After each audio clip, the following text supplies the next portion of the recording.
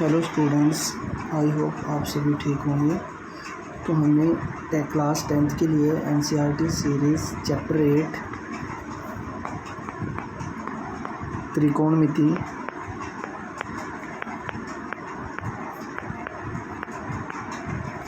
की सीरीज़ जो है वो स्टार्ट की हुई है और हमने इसके क्वेश्चन नंबर 1 to 5 हमने फर्स्ट वीडियो में सॉल्व किए हैं। आज हम 6 to 10 क्वेश्चन को सॉल्व करने वाले हैं। तो क्वेश्चन स्टार्ट करते हैं जी। देखिए फर्स्ट क्वेश्चन आपकी स्क्रीन पे है। इस क्वेश्चन को हम थोड़ा सा बड़ा कर देते हैं ताकि आप लोगों को अच्छे से विजिबल हो जी। तो क्वेश्चन है आपका, यदि ए और बी दो न्यून कोण हैं। ए और बी कैसे हैं? न्यून कोण। और न्यून कोण कौन से होते हैं भाई? न्यून कोण उनको बोला जाता है 90 से जो कम होते हैं। 90 से कम जो कोण 90 डिग्री से कम होते हैं उनको न्यून कोण बोला जाता है, और जो कोण 90 से अधिक होते हैं उनको अधिक कोण बोला जाता है। कौन से कोण बोला जाता है उनको? अधिक कोण। ये हम आपको जनरल नॉलेज के लिए बता रहे हैं। और जो कोण पूरा 90 का हो, जो कोण बिल्कुल एग्जैक्ट 90 का हो, उसको समकोण बोला जाता है। क्या बोला जाता है जी? समकोण। ठीक है। तो ए और बी आपके कैसे कोण हैं? न्यून कोण है। इसको इरेज कर देते हैं हम। तो आपको एक फिगर बनानी है। मैंने आपको बोला था कि हर एक क्वेश्चन में हमारे पास फिगर ज़रूर बनेगी, तो हमने एक फ़िगर ड्रॉ की। ठीक है। तो फिगर के अंदर हमने ड्रॉ की। फिगर के अंदर बोला गया है ए और बी न्यून कोण है। तो ए और बी तो देखिए न्यून कोण है, तो हम न्यून कोण को यहाँ पे ड्रॉ करेंगे। ये रही आपका ए और यहाँ पे बी। कहीं पे भी आप ए लिख सकते हो, कहीं पे भी आप बी लिख सकते हो। तो मैंने यहाँ पे ए लिखा है। ये ए एंगल है आपका। इसको 1 मिनट इरेज करके दोबारा से लिखते हैं। ये सही से नहीं लिखा गया। ये आपका ए एंगल है, ये आपका बी एंगल है। तो जहाँ पे कोई एंगल नहीं पता है उस एंगल को हम सी मान लेंगे। और ये कितने का हो गया आपका? 90 का एंगल। कितने का एंगल बन गया? 90 का। और अब आपको एक बात और बोली गई है कि कोस ए और कोस बी जो है वो बराबर हैं। कोस ए और कोस बी क्या है? बराबर। यानी कि आपको बोला गया है कोस ए जो है, जितनी कोस ए की वैल्यू होगी उतनी ही किसकी वैल्यू है? कोस बी की है। तो हमने लिख लिया कोस ए बराबर है किसके? कोस बी के बराबर। तो हमें ये बात प्रूव करनी है कि ए और बी जो हैं वो कितने के हैं? 90 के हैं। इनको हम बाद में डिस्कस करेंगे। तो फ़िलहाल हम कोस, तो आपको अब कोस की वैल्यू याद हो गई होगी। अगर नहीं याद है तो आपको वही मेथड लगाना पड़ेगा। ले लो आम, ले लो किलो, किलो आम। ठीक है। ले लो आम, ले लो किलो, यहाँ पे के आएगा, किलो किलो आम। तो कोस की वैल्यू ये बीच वाली होती है आधार बटे करण। तो हम इसको रफ कर देते हैं। हमें पता लग गया कोस की वैल्यू क्या है? आधार बटे करण। तो जब कोस ए की वैल्यू पूछी है तो यहाँ पे आएगा कोस ए। तो ए वाली साइड को आपने क्या करना है? बेस मानना है। तो ये वाली हो गया आपका बेस। हम यहाँ पे लिखेंगे ये तो आपका क्या हो गया? बेस, यानी कि आधार। इसको हम आधार लिखते हैं हिंदी में। ए आधार, ये तो आपका है आधार, और ये है आपका लंब। ठीक है। और हमें तो लेना है करण। तो देखिए जब हम ए वाले के लिए बात कर रहे हैं, एंगल जिसका ए है, ए वाले के लिए हमारा बनेगा आधार बटे करण। आधार कितना है? आधार है हमारा AC और करण है हमारा AB। फिर हम जब एंगल B की बात करते हैं तो फिर हमें क्या करना पड़ेगा? इस आधार और लंब को रफ करना पड़ेगा, क्योंकि अब की बार जो B है, B की साइड वाला आधार माना जाएगा। अब B एंगल देखो आप कहाँ पे है, तो B एंगल ये रहा आपका। तो B जिस साइड में है उसको आधार मानेंगे। ये तो हो गया आपका आधार, और ये हो गया आपका लंब। नीचे हो जाएगा आपका लंब। और जो करण होता है हमें वो तो पता है कि वो नोट चेंज होता है, वो चेंज नहीं होता। अब कोस की वैल्यू होती है आधार बटे करण। तो आधार कितना बना? यहाँ से बना आधार बना BC, और करण कितना बना? AB। तो क्या हुआ जी? BC और AB बना। अब हमें पता है ये दोनों ही वैल्यूज़ बेस में हैं, तो इसका मतलब ये दोनों वैल्यूज़ कैंसिल आउट हो जाएंगी। AB से AB कैंसिल आउट हो गया क्योंकि ये सेम है। तो हमारे पास जो वैल्यू बची है वो बची हुई है जी, उसको लिखेंगे AC बराबर आ गया किसके? BC के। अब हम इन आधार करण को रफ कर देते हैं क्योंकि इनका कोई काम नहीं है। ठीक है। नेक्स्ट कॉन्सेप्ट आपको समझाते हैं इसी क्वेश्चन का। अब इसका मतलब हुआ कि AC बराबर आ गया BC के, यानी कि AC ये रही आपकी साइड AC, यानी कि ये ए सी वाली साइड, यानी कि ये वाली साइड ये बी सी वाली साइड के बराबर है। अगर ये 5 सेंटीमीटर है तो ये भी कितनी है 5। इस बराबर का मतलब ये हुआ कि ये दोनों कैसी हैं, बराबर हैं। ठीक है, तो अगर हमारी दो साइडें बराबर होती हैं तो उनके सामने बनाए गए कोण भी कैसे होते हैं, बराबर होते हैं। अब देखिए इस साइड के सामने का कोण ये रहा, यानी कि एंगल बी, और इस साइड के सामने का कोण ये रहा, एंगल ए। इसका मतलब ये हुआ कि एंगल ए और एंगल बी भी आपके कैसे हो गए, बराबर हो गए। तो आप यहाँ पे लिखोगे कोण ए बराबर हो गया कोण बी के। ठीक है, क्यों बराबर हुए, रीज़न लिखेंगे।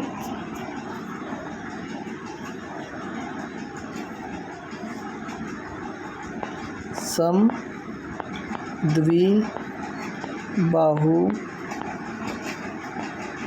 त्रिभुज के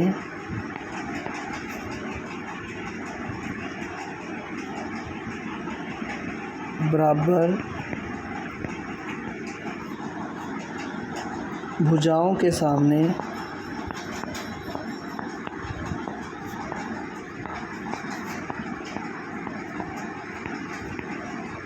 बने कोण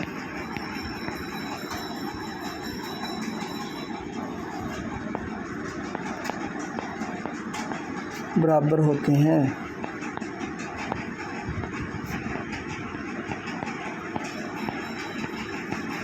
ये आपका जो है वो क्वेश्चन नंबर 6 जो है वो कंप्लीट हो गया जी। आपको यही बात प्रूव करनी थी कि ए बी जो है वो किसके बराबर है, ए बराबर है बी के। तो ये हमारा ये क्वेश्चन है, आप देख सकते हो।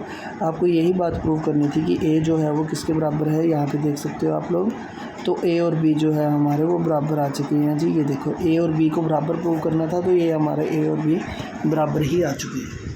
ये क्वेश्चन नंबर 6 था हमारा। आगे चलते हैं जी, नेक्स्ट क्वेश्चन है क्वेश्चन नंबर 7 क्वेश्चन को एक बार बड़ा कर देते हैं थोड़ा सा। क्वेश्चन नंबर 7,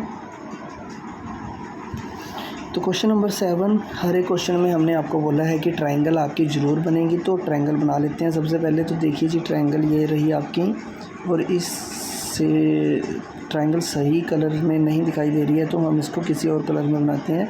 ये आपकी ट्रायंगल रही जी। ठीक है, और ट्रायंगल में आपको बोला गया है कोट थीटा की वैल्यू 7/8 है। किसकी वैल्यू गिवन है, कोट थीटा की। तो हम लिखेंगे कोट थीटा कितना है, 7/8। अब कोट क्या होता है, देखिए यहाँ से ले लो आम, ले लो किलो, किलो आम।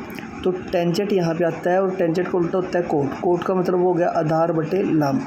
तो हमें पता लग गया जी इसकी वैल्यू कितनी है, आधार बटे लंब। तो आधार तो हो गया, ये तो हो गया आपका आधार, और ये हो गया आपका लंब। अब हमें दोनों वैल्यू पता है, हम यहाँ पे वैल्यू रख देंगे जी। तो आधार कितना है, देखिए जो आपका आधार है वही आधार रहेगा। आधार की जगह तो आप लिख दो 7। आधार कितना है 7, तो आप लिख दोगे यहाँ पे 7। ठीक है, तो यहाँ पे लिख रहे हैं जी 7। और लंब कितना है, लंब है आपका 8।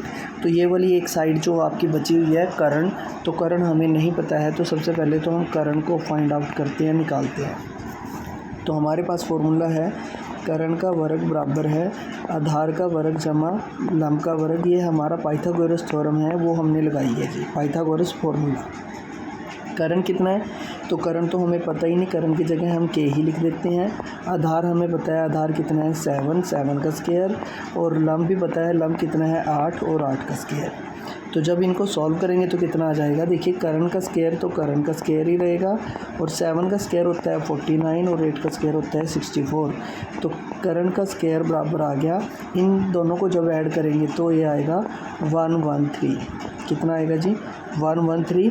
और ये स्क्वायर जो है यहाँ से रिमूव हो जाएगा और यहाँ पे क्या लग जाएगा, स्क्वायर रूट। तो के की वैल्यू कितनी आ गई, कर्ण की वैल्यू कितनी आ गई, √113। तो आप लोग यहाँ पे लिखोगे √113, ये आपकी कर्ण की वैल्यू आ गई। ठीक है, अब आपसे देखिए क्वेश्चन आगे हमने पढ़ा ही नहीं था, तो आगे पढ़ लेते हैं क्वेश्चन को। आपसे पूछा गया है 1 + sin θ 1 - sin θ 1 + cos θ 1 - cos θ। तो देखिए आपसे दो वैल्यू पूछी गई है, एक तो sin θ की, हम पहले वैल्यू ही निकाल लेते हैं, एक पूछी है cos θ की। तो sin का फॉर्मूला होता है लंब बटे कर्ण, और cos का फॉर्मूला होता है आधार बटे कर्ण। तो इनकी वैल्यूज़ जो है वो फाइंड कर लेते हैं। तो साइन की वैल्यू क्या बनेगी जी, लंब कितना है 8 और करण कितना है 113 स्क्वायर रूट के अंदर, ये आएगा 8/113 और यहाँ पे कोस की वैल्यू आएगी, आधार है 7 तो 7/113। ये आपकी साइन और कोस की वैल्यू आ चुकी है। लेकिन आपको फर्स्ट पार्ट में जो प्रूव करना है वो लिखते हैं। फर्स्ट पार्ट में आपको प्रूव करने के लिए बोला गया है 1 प्लस साइन थीटा और 1 माइनस साइन थीटा बटे 1 प्लस कोस थीटा और 1 माइनस कोस थीटा। देखिए सबसे पहले इस फॉर्मूले को ही सॉल्व कर लेते हैं, नहीं तो हम डायरेक्टली वैल्यू रख के भी क्वेश्चन को सॉल्व कर सकते हैं, हो जाएगा, बिल्कुल सही आंसर आएगा। लेकिन हम पहले क्वेश्चन को इजी वे से करते हैं, आसान बनाते हैं। 1 प्लस, और जब भी हमारे पास देखिए ये फार्मूला होता है a प्लस बी और a माइनस बी, तो हमारे पास फार्मूला होता है a square minus B square का, ठीक है, a square minus B square. तो हमें यहाँ पे भी यही फार्मूला लगाना है। तो हमारी सेम रकम इसी फॉर्मेट में है, 1 प्लस साइन है 1 माइनस साइन है, एक बार प्लस की और एक बार माइनस की। तो जब प्लस और माइनस हो तो फार्मूला अप्लाई कर देते हैं। तो फार्मूला बनेगा जी 1 का स्क्वायर, तो 1 का स्क्वायर तो 1 ही होता है, 1 का स्क्वायर माइनस बी का स्क्वायर, बी के स्क्वायर का मतलब है साइन का स्क्वायर, यानी कि साइन स्क्वायर थीटा।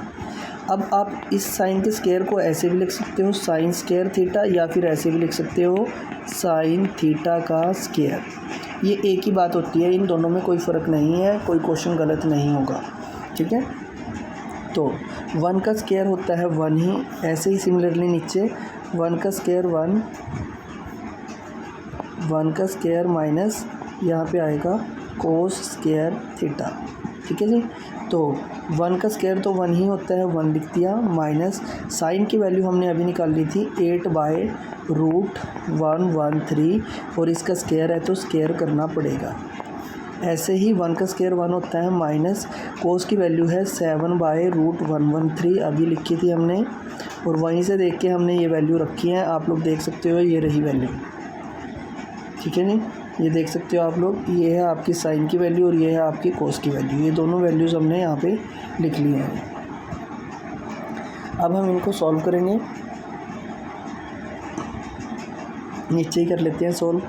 तो 1 का 1 माइनस का माइनस, 8 का स्क्वायर होता है 64 और √113 का स्क्वायर से रूट कैंसिल हो जाएगा तो 113 ही बचेगा, यानी कि √113 का जब स्क्वायर होगा ना तो स्क्वायर रूट से स्क्वायर कैंसिल हो जाएगा तो 113 बचेगा, तो मैंने सीधा 113 लिख दिया है। नेक्स्ट में करेंगे डिवाइड 1 माइनस 7 7 जा 49/113, यहाँ से भी ये कैंसिल आउट हो जाएगा। फिर हमने क्या करना है, यहाँ से इसका एलसीएम लेते हैं, एलसीएम आएगा जी 113 और यहाँ से 1 से मल्टीप्लाई करेंगे तो 113 ही आएगा माइनस 64। फिर नीचे से दोबारा से एलसीएम लेते हैं, इसका भी 113 ही आएगा तो 113 माइनस 49। तो जब हम इनको सब्ट्रैक्ट करेंगे, घटाएंगे, माइनस करेंगे तो देखिए आपका क्या आंसर आ जाएगा। 133 में से 64 को माइनस करेंगे तो 49 आएगा और 113 को तो कैंसिल आउट कर दो आप, ये 113 इस 113 से कैंसिल आउट हो गया। इनको कैंसिल करने के लिए अदर कलर का यूज़ कर लेते हैं, ठीक है जी। तो हमारे पास 49 बचा, ऊपर जब सब्ट्रैक्ट करेंगे तो 49 आएगा, नीचे वालों को सब्ट्रैक्ट करेंगे तो 64 आएगा। आपका जो फर्स्ट आंसर है फर्स्ट पार्ट का 49/64, ये फर्स्ट पार्ट का आंसर आ गया जी। सेकंड क्वेश्चन को करने के लिए देखिए आपका क्या पूछा गया है। सेकंड पार्ट में कोट स्क्वायर थीटा की वैल्यू पूछी गई है। किसकी वैल्यू पूछी गई है सेकंड पार्ट में? कोट स्क्वायर थीटा, किसकी वैल्यू पूछी गई है जी? कोट स्क्वायर थीटा की वैल्यू पूछी गई है आपसे, क्या होगी, जबकि हमें कोट थीटा की वैल्यू पहले ही गिवन है। तो कोट थीटा की वैल्यू कितनी है? कोट थीटा की वैल्यू है 7/8 और ये सिर्फ कोट थीटा की वैल्यू है। आप लोग क्वेश्चन में चेक कर लेना, कोट थीटा की वैल्यू 7/8 है, सिर्फ कोट थीटा की है। लेकिन हमें निकालनी है कोट स्क्वायर, तो हम क्या करेंगे, सीधा स्क्वायर कर देंगे भाई। तो 7 का स्क्वायर 49, 8 का स्क्वायर 64, तो आंसर आया 49/64। ये आपका सेकंड पार्ट का आंसर रहेगा जी। ठीक है, बिल्कुल इजी था सेकंड पार्ट तो इसका। अब हम नेक्स्ट क्वेश्चन पे चलते हैं जी। नेक्स्ट क्वेश्चन है आपकी स्क्रीन पे है, इसको थोड़ा सा बड़ा कर देते हैं एक बार। क्वेश्चन है जी 3 कोट A = 4 गिवन है और हमें जो क्वेश्चन है वो गिवन है, इसको हल सॉल्व करना है इस क्वेश्चन को। ठीक है जी, हम इस क्वेश्चन को सॉल्व करेंगे, लेकिन इसके लिए सॉल्व करने से पहले हम क्या करते हैं, ये हमारा क्वेश्चन पूछा गया है आपसे। सबसे पहले तो हमें 3 वैल्यूज़ पता होनी चाहिए, लंब, आधार और कर्ण की, जो कि हमें नहीं पता है। तो वो एक ट्रायंगल बना के उसको सॉल्व करेंगे। तो ट्रायंगल बना लेते हैं पहले। तो देखिए जी, ये हमारी ट्रायंगल होगी। ठीक है, और आपको पता है, देखिए आपको बोला गया है 3 कोट A। आपको क्या बोला गया है, किसकी वैल्यू, 3 कोट A की। 3 कोट A बराबर है 4। हमें पता है जो मल्टीप्लाई में होता है वो डिवाइड में चला जाएगा। 3 कोट A, जो ये 3 था ये इसके डिवाइड में चला जाएगा, कहाँ पे, 4/3 हो जाएगा। और अभी हमने कोट की वैल्यू को सॉल्व भी किया था। कोट क्या होता है, कोट होता है जी आधार बटे लंब। ये होता है आपका आधार ऊपर वाला, जो ऊपर वाली वैल्यू होती है वो होती है आधार,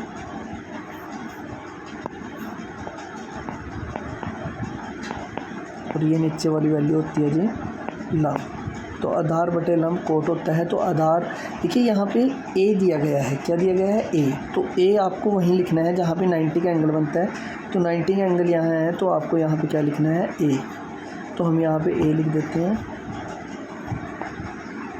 ये A हो गया। बाकी B और C आप कहीं पे भी लिख सकते हो, कोई दिक्कत नहीं आएगी क्वेश्चन में।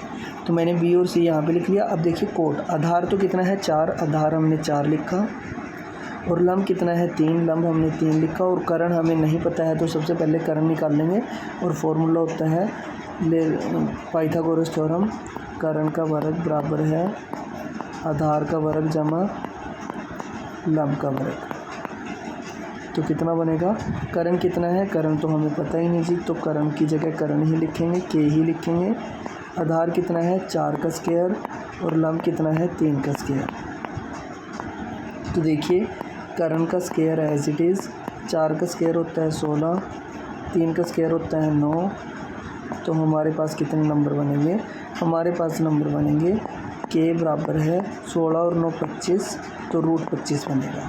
स्क्वायर के नाम का रूट लगेगा, और 25 किसका स्क्वायर होता है जी, 5 का होता है। यानी कि आपको कर्ण पता लग गया है, कितना है जी 5। जो थर्ड साइड थी हमारी वो भी पता लग गई है जी, कितनी है 5। अभी हमें ये पूछा गया है टेंजेंट A, कोस A और साइन A की वैल्यू, किस किस की, टेंजेंट A, कोस A और साइन A। तो हम सबसे पहले इन तीनों वैल्यू को निकाल लेते हैं। हमें एक तो निकालना है टेंजेंट A, एक निकालना है साइन A, और एक निकालना है कोस A। बस उसके बाद हम वैल्यू पुट कर देंगे और हमारा आंसर आ जाएगा। टेंजेंट होता है जी लंब बटे आधार। टेंजेंट क्या होता है, लंब बटे आधार।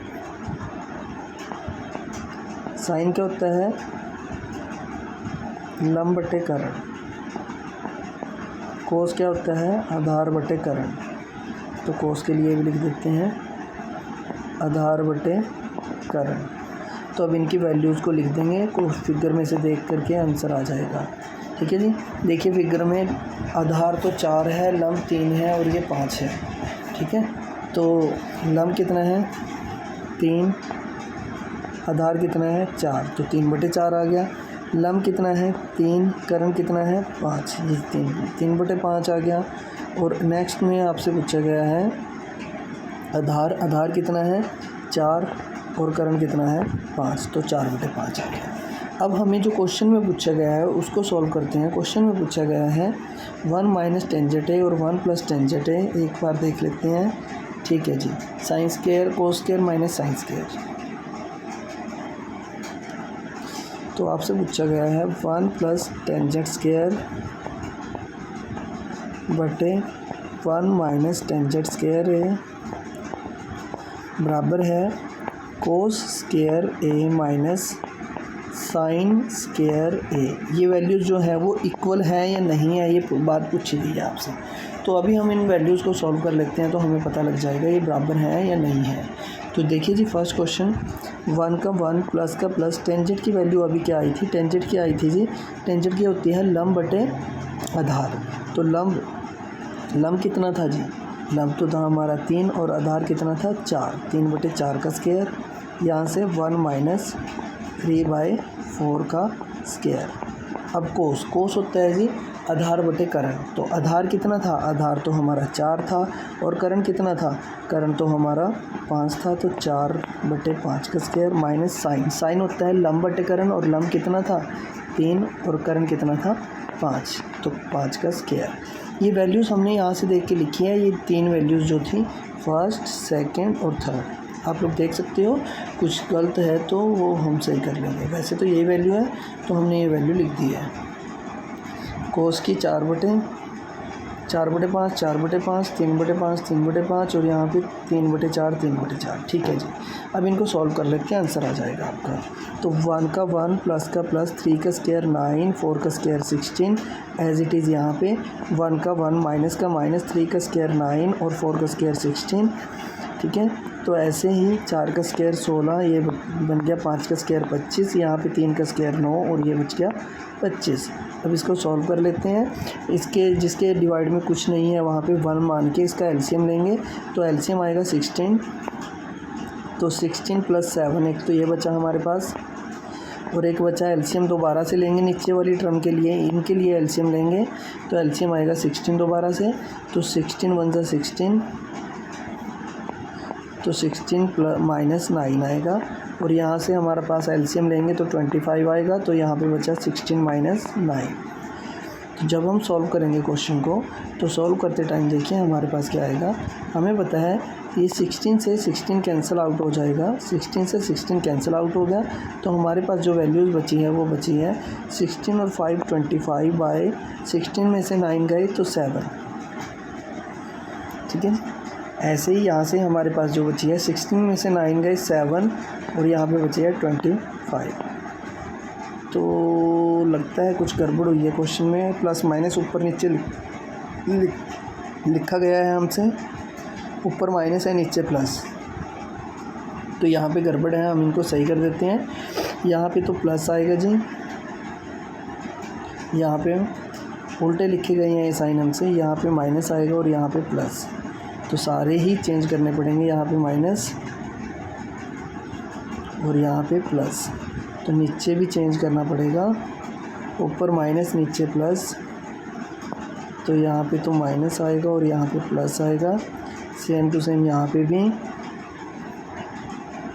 यहाँ तो माइनस आएगा और यहाँ प्लस आएगा, फिर इनका जो सब्ट्रैक्ट करेंगे वो उल्टा हो जाएगा, तो 7 ऊपर आ जाएगा और 25 नीचे, तो 7/25, 7/25 दोनों ही वैल्यू सेम आई हैं, तो ये आपका आंसर हो जाएगा इस क्वेश्चन के लिए। ये थोड़ी सी हमारे पास से लिखने में कोई गलती हो गई थी इसलिए, लेकिन हमने अभी इसको सही कर दिया है। ओके, तो नेक्स्ट क्वेश्चन चलते हैं जी। नेक्स्ट क्वेश्चन है 9, क्वेश्चन नंबर 9 भी इम्पोर्टेंट है, तो इस क्वेश्चन को थोड़ा ध्यान से करेंगे। क्वेश्चन नंबर 9 और 10 वेरी वेरी इंपॉर्टेंट है। तो क्वेश्चन नंबर 9 को सॉल्व करते हैं। आपको एक वैल्यू दी गई है, एक ट्रायंगल बनानी है आपने ABC, तो हमने ये ट्रायंगल बना ली ABC में आपको बोला गया है कि B तो समकोण है, तो B पे तो आपको लिखना है 90 का है, ये तो B है 90 का। ठीक है जी, बाकी आप A और C कहीं पे भी लिख सकते हो, मैंने A यहाँ लिख दिया और C यहाँ लिख दिया, आप भी कहीं पे भी लिख सकते हो। अब क्वेश्चन में टेंजेंट A की वैल्यू बोली गई है 1/√3, किसकी वैल्यू बोली गई है, टेंजेंट A 1/√3, और टेंजेंट का मतलब होता है लंब बटे आधार। तो लंब तो पता लग गया जी 1 है और आधार पता लग गया कितना है √3, और कर्ण हमें नहीं पता है, तो सबसे पहले हम क्या करेंगे, कर्ण निकाल लेंगे। तो सबसे पहले कर्ण निकालते हैं जी, कितना आएगा, तो कर्ण के लिए फॉर्मूला होता है कर्ण का वर्ग बराबर है आधार का वर्ग जमा लंब का वर्ग। तो कर्ण कितना है, कर्ण तो AC है, तो यहाँ पे हम AC लिख लेंगे। आधार कितना है, √3 का स्क्वायर है, तो √3 का स्क्वायर लिखेंगे। लंब कितना है 1, तो 1 का स्क्वायर लिखेंगे। तो AC को AC लिखेंगे, AC का स्क्वायर स्क्वायर से रूट कट गया तो आपके पास बचा 3 + 1 का स्क्वायर 1 ही होता है। तो कितना आया जी, AC की वैल्यू आई है जो आपकी आई है 4, और फिर स्क्वायर हटेगा तो रूट लग जाएगा। 4 किसका स्क्वायर रूट होता है, 4 होता है 2 का, यानी कि AC की वैल्यू कितनी आ गई, 2 आ गई। तो यहाँ पे आपकी जो ये वैल्यू नहीं पता थी हमें, ये कितनी पता लगी है, हमें 2 आई है। अब हमें जो वैल्यूज़ पूछी गई हैं आप क्वेश्चन में देख सकते हो। हमारे पास जो क्वेश्चन है, क्वेश्चन में देखिए हमसे 4 वैल्यू पूछी गई हैं। 4 वैल्यू कौन कौन सी है, हमसे पूछा गया है साइन ए कोस सी, कोस ए साइन सी। तो हम ये निकाल लेते हैं चारों वैल्यू, साइन ए कोस, ठीक है जी। देखिए आपको 4 वैल्यू पूछी गई है, मैं वो चारों वैल्यू यहाँ पे लिख देता हूँ। फिगर भी साथ में रहेगा ताकि आपको दिक्कत ना हो। तो आपसे पहली पूछी गई है साइन ए कोस ए, और एक पूछी गई है साइन सी कोस सी। तो जब हम ए के लिए पूछते हैं तो ए के लिए आधार यही रहेगा, क्योंकि ए वाली साइड पहले ही आधार है, तो कोई भी चेंज नहीं करना है। तो साइन का फॉर्मूला होता है जी लंब बटे, साइन को होता है लंब बटे करण। तो लंब कितना है 1 और करण कितना है 2, तो आंसर आएगा 1/2, ठीक है। जब कोस ए के लिए वैल्यू बनेगी तो ए का होता है आधार बटे करण। तो आधार कितना है, आधार बटे करण, तो आधार कितना है √3/2। तो ये आपका आंसर आ जाएगा, ठीक है। और नेक्स्ट में जब आपको साइन सी के लिए पूछा गया है तो सी का मतलब है कि ये वाली आधार हो गई और ये वाली साइड आपकी लंब हो गई, ये अब इंटरचेंज हो गई है वैल्यू। तो यहाँ पे ये क्या है, लंब है ये, ठीक है। तो अब चेंज करना है, तो साइन इसकी भी यही होती है लंब बटे करण, और ये आधार बटे करण। तो लंब देखिए कितना है, अब की बार लंब जो है वो √3 है, √3/2, और यहाँ पे आधार है 1 है 1/2। तो ये आपकी दोनों वैल्यूज़ आ चुकी हैं। अब आपसे पहले क्वेश्चन में पूछा गया है साइन ए कोस सी, कोस ए साइन सी, बीच में प्लस है। फर्स्ट पार्ट करते हैं जिसका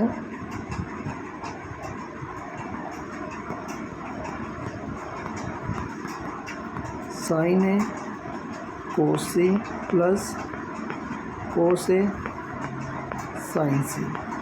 अब साइन ए की वैल्यू देखिए और कोस सी की, साइन ए की 1/2 और कोस सी की 1/2, तो 1/2 1/2 है दोनों। तो यहाँ पे लिखेंगे ये वैल्यू है जी 1/2, जिनके बीच में कोई साइन नहीं होता मल्टीप्लाई डालना है, तो मल्टीप्लाई डाल दिया। और नेक्स्ट पूछा गया है जी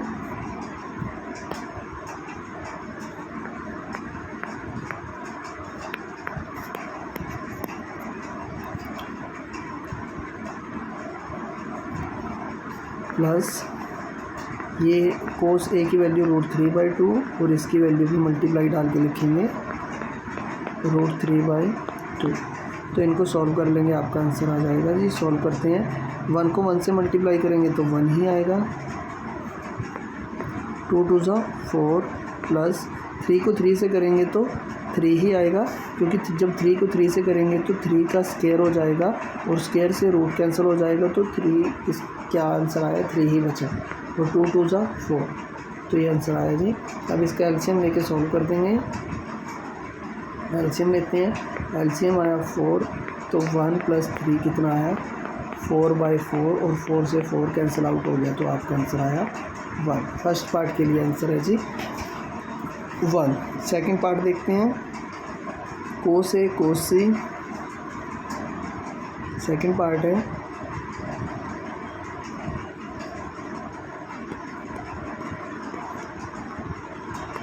कोस ए कोस सी माइनस साइन ए साइन सी। तो कोस ए की वैल्यू जो है भाई वो है आपकी, आप चेक करो यहाँ से, कोस ए की √3/2 और कोस सी की 1/2। तो 1/2 √3/2 ये वैल्यू बनेंगे। कोस ए की है √3/2 और इसकी वैल्यू है 1/2। सिमिलरली साइन ए की है 1/2 और कोस साइन सी की है √3/2। हमने ये वैल्यूज़ लिख लिया है, अब इनको मल्टीप्लाई कर लेते हैं। तो देखिए √3 को 1 से करेंगे तो √3 ही आएगा, और 2 2 ज़ा 4 माइनस √3 को 1 से करेंगे तो √3 ही आएगा। ऊपर वाले नंबर को ऊपर वाले से मल्टीप्लाई, नीचे वाले को नीचे वाले से, ऐसे मल्टीप्लाई होती है जी जब कोई भी नंबर डिवाइड नहीं हो। तो यहाँ पे आएगा जी 4। अब देखिए ये दोनों नंबर सेम है, तो सेम है तो ये कैंसिल आउट हो जाएंगे, एक प्लस के एक माइनस का, तो आंसर क्या आया 0। तो आपका आंसर आएगा इस क्वेश्चन का 0 आंसर आएगा जी क्वेश्चन नंबर 9 के लिए। ये 9 का आपका सेकंड पार्ट था। अभी हम क्वेश्चन नंबर 10 करते हैं जी। 10 में आपको बोला गया है, गिवन है ट्रायंगल PQR में क्यू कोण समकोण है, PR plus QR equal to 25 centimetre है, PQ 5 सेंटीमीटर है, sine P cos P tangent P की वैल्यू निकालनी है। Sine P cos P tangent P की वैल्यू बाद में निकलेगी। सबसे पहले तो हम क्या करते हैं, अपना वही काम, एक ट्रायंगल बनाते हैं और उसको सॉल्व करते हैं जी। हमने एक ट्रायंगल बनाई, एक समकोण त्रिभुज बनानी है आपको। ये समकोण त्रिभुज हमने बना ली है। सबसे पहले तो इसका नेमिंग करेंगे, नेमिंग ज़रूरी है, ठीक है। तो क्यू तो समकोण है, तो समकोण जहाँ भी आपने समकोण बनाया है वहाँ तो आपने क्यू लिखना है। ये समकोण है और यहाँ पे तो क्यू लिखना है। यहाँ P लिख दो और यहाँ पे R लिख दो, इनसे कोई भी फ़र्क नहीं पड़ेगा। तो हमने लिख दिया है जी। और अब क्वेश्चन में कुछ गिवन है वो लिख लेते हैं। हमें पता है कि PR plus QR equal to कितना है 25 है। तो ठीक है, ये यानी कि PR का मतलब है ये वाली साइड और QR का मतलब है ये वाली साइड। इन दोनों का सम तो पता है 25, लेकिन ये अलग अलग नहीं पता। तो हम क्या करते हैं, और ये PQ हमें पहले ही गिवन है, PQ 5 है, तो यहाँ पे लिख देते हैं ये कितनी है 5। अब ये वाली साइड जो है QR हमें नहीं पता, तो इसको मान लेंगे, माना QR कितना है, QR को हम x मान लेते हैं। अगर QR की वैल्यू x है तो इस वैल्यू में हम QR की वैल्यू को पुट कर देंगे, यानी कि PR प्लस QR की जगह x लिखेंगे और ये 25। तो PR की वैल्यू यहाँ से हम निकाल लेंगे, कितनी आएगी 25 का 25। ये जो x है इधर आके सब्ट्रैक्ट हो जाएगा, माइनस का हो जाएगा, प्लस का था तो माइनस का हो जाएगा, ठीक है। तो PR की वैल्यू हमें पता लग गई है, कितनी है जी 25 माइनस x। ये हमने माननी है कितनी x, और ये कितनी है 25 माइनस x, ठीक है। अब हमें क्या करना है, जो वैल्यूज़ है वो निकालनी है। हम पाइथागोरस थ्योरम लगाते हैं। फॉर्मूला हमें पता है क्या होता है, कर्ण का वर्ग बराबर है आधार का वर्ग जमा लंब का वर्ग। अब देखिए कर्ण कितना है, कर्ण तो है भाई आपका 25 माइनस x का वर्ग, आधार है आपका 5 तो 5 का वर्ग, और लंब है आपका x तो x का वर्ग, ठीक है। जब भी हमारे पास दो नंबर आ जाते हैं, जैसे ये दो नंबर्स हैं, तो यहाँ पे फॉर्मूला ये वाला अप्लाई होगा, a माइनस बी का स्क्वायर। तो a माइनस बी के लिए फॉर्मूला होता है a square plus B square minus 2ab। अगर बीच में माइनस हो तो माइनस आता है, अगर बीच में प्लस हो तो यहाँ पे प्लस आ जाएगा। तो अभी हमारे पास माइनस वाला फार्मूला है, तो ये आइडेंटिटी है, ये आइडेंटिटी यानी कि फार्मूला है, ये फार्मूला अप्लाई कर देते हैं फर्स्ट में कर्ण वाली जगह पे। a की जगह 25 है तो a की जगह लिखेंगे 25 का स्क्वायर, प्लस b की जगह x है तो यहाँ पे लिखेंगे x का स्क्वायर, माइनस 2 का मतलब 2, और a की जगह 25 है तो 25 और b की जगह x है तो x, इक्वल टू में 5 का स्क्वायर है तो 5 का स्क्वायर 25 होता है, और लास्ट में x है तो x का स्क्वायर x ही होता है।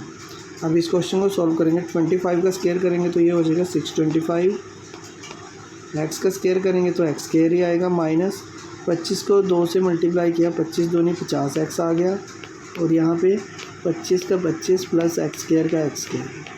अब देखिए जो चीज़ सेम होती है वो कैंसिल आउट हो जाती है, 25 से 25 एक्स स्क्वायर से एक्स स्क्वायर कैंसिल आउट हो जाएगा, एक्स स्क्वायर और एक्स स्क्वायर दोनों सेम है तो ये कैंसिल आउट हो गए।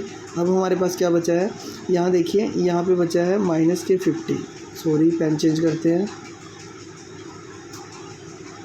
यहाँ पे बचा है 625 माइनस 50x और इधर बचा है 25। हमें पता है जो x वाला नंबर होता है वो x वाले में ही ऐड होता है, x वाले में ही सब्ट्रैक्ट होता है। तो एक्स वाला नंबर तो किसी के साथ सॉल्व नहीं होगा, तो ये विदाउट एक्स वाली टर्म है, इनको एक साइड में ले जाके सॉल्व कर लेते हैं। तो यहाँ पे बचा माइनस के 50x, 25 का 25, ये प्लस के थे 625, इधर आके माइनस के 625 हो जाएंगे।